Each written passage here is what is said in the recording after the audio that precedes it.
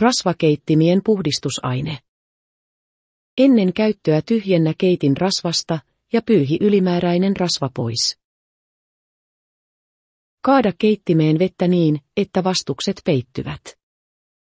Kiehuta vettä. Jos vesi kuohuu yli, valuta vettä kunnes vaahto pysyy altaassa. Kun vesimäärä on sopiva, laita rasvotabletti keittimeen.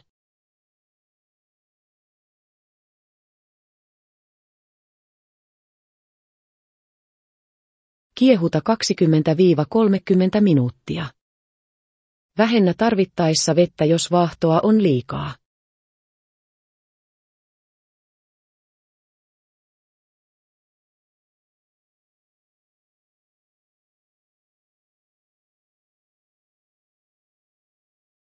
Tyhjennä keitin ja pyyhi puhtaaksi.